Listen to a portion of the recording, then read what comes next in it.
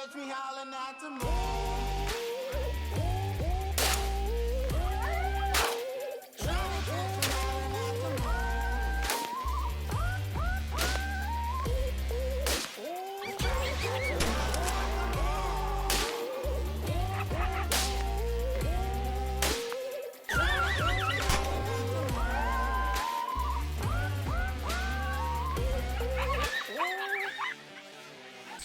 Just rolled into Kansas. Went and did the Thermal Invitational last night for Dark Night Outdoors. Awesome event. If you were there, we appreciate you showing up. We hope you had a good time. I know I did. I got to put a lot of faces to names, so it was a good time for me. But anyway, I drove straight from the Thermal Invitational to Des Moines, Iowa, grabbed a few hours of sleep, and then left early this morning and drove straight to the first property. That's what I'm looking at. And I'm going to go way down there to that little point. You can see that. Sorry you're looking into the sun, but that's all I got is this angle from the road. But it's going to take me probably 15 or 20 minutes to get all of my crap situated before I can go in. Cameras and batteries and all that fun stuff. But I got a few weeks planned on this trip, so I have pretty much everything with me that I could possibly need. I'm sure I forgot something, but we are trying out X360. Sent it to Tori, got it loaded up. It's got all the good sounds on it, maybe a couple little extras on there too that I'll get to play with. And what else we got on this one? This will be the first hunt I'm doing with the Diligent Defense suppressors too. Pretty excited to have those. I'm so used to shooting unsuppressed. It's a lot of relief to be able to run suppressors out here. Anyway, gonna get things situated. I'll be way down there in probably about 20 minutes, so we'll see you then.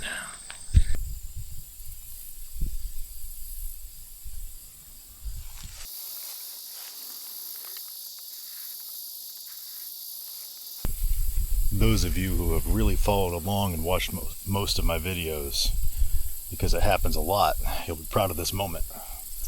First stand of the trip. And I'm going to put a round in the chamber before we start calling, instead of waiting until there's a coyote in front of me to realize that my gun's not loaded. So I've got a little bit of tall grass right here next to me. The wind is actually going diagonally from that tall grass out across the field. Fresh cut cornfield. Looks like it was just done within the last few days probably. In those trees, not even 100 yards in, is a creek system. I don't know how deep it is, if it's crossable, any of that stuff. It looks really dry here, so I'd have to imagine that it's pretty crossable. We're going to start off with a little prey distress.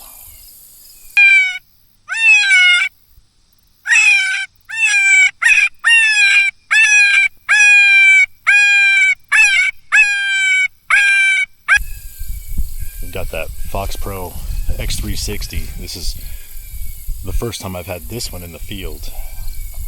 I had John Collins and Jace Dillon down for a hunt in July, and John was nice enough to let me run his 360. I can tell you right out of the gate that sound is phenomenal. But I had to send this one off and have Tori loaded up with all the good stuff. Sure would be nice if I could get one to come across that big open field walking into the sun.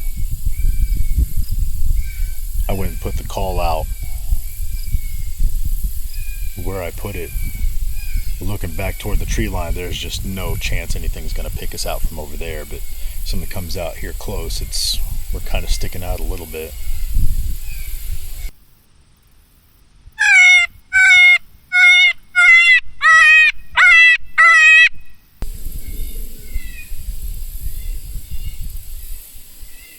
There's one right there.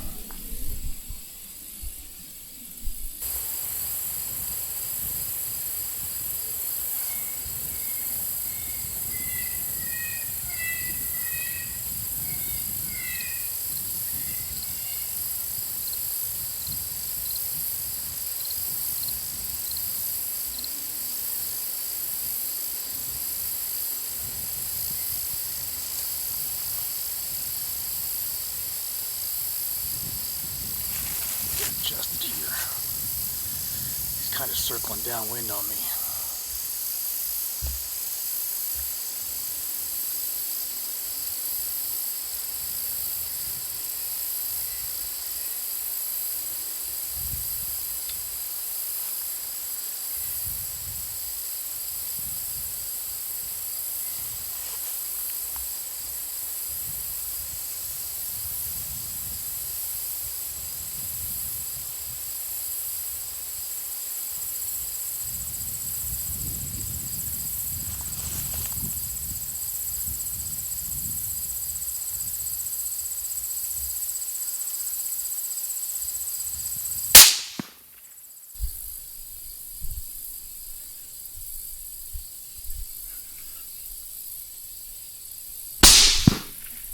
There we go.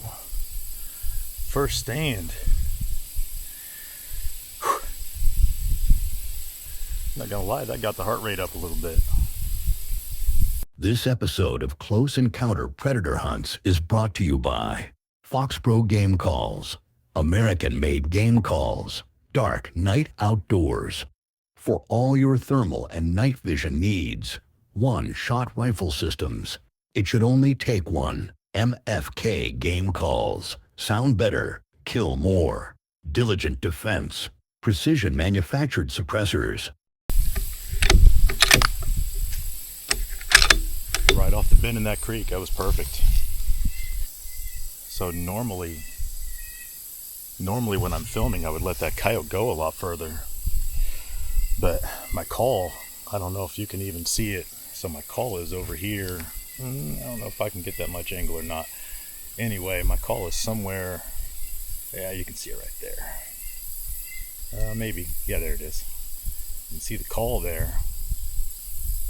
And the wind is actually going, like I said, from that grass out there on the right, diagonally across the field.